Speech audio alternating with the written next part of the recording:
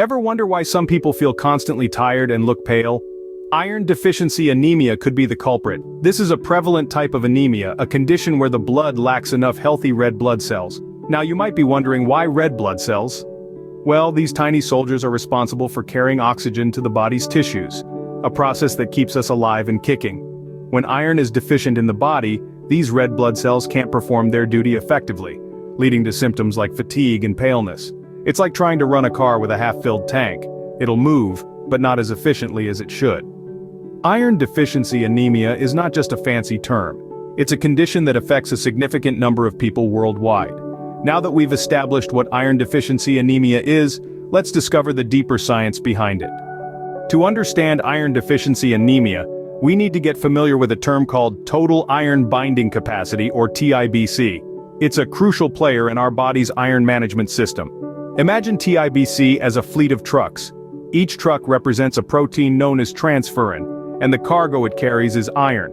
Just as a fleet of trucks can transport a certain amount of goods, the transferrin in your blood can carry a specific amount of iron. This capacity to hold and transport iron is what we call TIBC. But why is it so important? Well, iron is vital for our bodies. It helps our red blood cells deliver oxygen to every cell and tissue.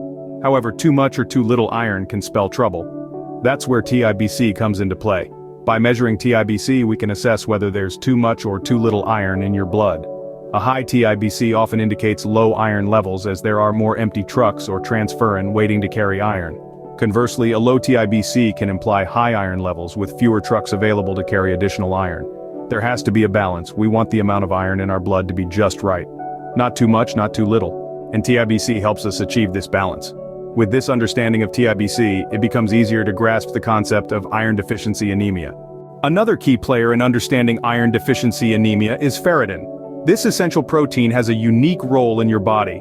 It acts as a storage unit for iron, holding onto it until your body calls for it.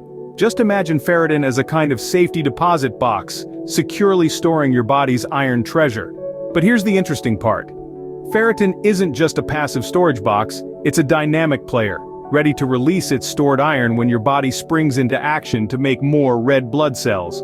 This is how your body ensures it never runs out of the iron needed to keep your blood cells healthy and efficient. So how do doctors use this information? Well, they measure ferritin levels in your body. This gives them an idea of how much iron your body is storing. It's like checking the balance in the iron bank. So, ferritin gives us a good indication of our body's iron reserve. Now let's talk about something called percent saturation. This term might sound a bit mathematical, but it's actually quite straightforward. It's a calculation that provides us insight into how much serum iron is actually being transported in the body. Here's how it works. Percent saturation is calculated by dividing the amount of serum iron by the total iron binding capacity, or TIBC. But what does this ratio really tell us? Think of it as a measure of efficiency. Just as a car's fuel efficiency tells us how effectively it uses gasoline, percent saturation tells us how effectively our bodies are using iron. If the percent saturation is low, it means that a large portion of the TIBC is vacant. This could indicate that the body is not receiving enough iron. Conversely, a high percent saturation could mean that the body is overloaded with iron. Hence, percent saturation is an important measure in understanding how our body is utilizing iron. Last but not least, let's discuss folate and its role in all of this. You've probably heard of folate before. It's a type of B vitamin, often mentioned in the same breath as prenatal vitamins and leafy green vegetables. But did you know it plays a critical role in the formation of red blood cells? Anemia, as we've been discussing, can occur if your red blood cells don't contain enough hemoglobin. Hemoglobin is an iron-rich protein that gives red blood cells their color and enables them to carry oxygen from the lungs to the rest of the body. Now, where does folate come in? Well, it's a crucial part of this process. Folate is like a backstage crew member at a concert. It might not be in the spotlight, but the show couldn't go on without it. Our bodies use folate to produce and maintain new cells, especially large cells like red blood cells. Part of this process involves the production of DNA and RNA, the body's genetic material. During the production of red blood cells, this genetic material is used to create hemoglobin. Without hemoglobin, red blood cells wouldn't be able to do their job, and without folate, we wouldn't have enough hemoglobin. So you can see why maintaining adequate levels of folate is so important. Without adequate folate, the production of red blood cells and hemoglobin could be compromised. We've covered a lot of ground in understanding iron deficiency anemia today.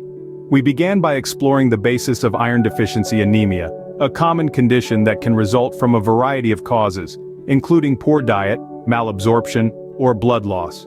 Next, we uncover the concept of total iron binding capacity, which gauges the volume of iron our blood can carry, offering an insight of our body's iron status. We also discussed ferritin, a protein that stores iron, and how its levels can give us insights into our body's iron reserve. Then, we talked about percentage saturation, a measure that reflects the proportion of iron-binding sites occupied on the transport protein transferrin. This can indicate whether our body's iron supply is sufficient or lacking. And lastly, we highlighted the importance of folate, a vitamin that plays a vital role in red blood cell production and can often be deficient in those with iron deficiency anemia. Remember, understanding these concepts can be a stepping stone to recognizing and managing iron deficiency anemia effectively. Until next time, stay in tuned.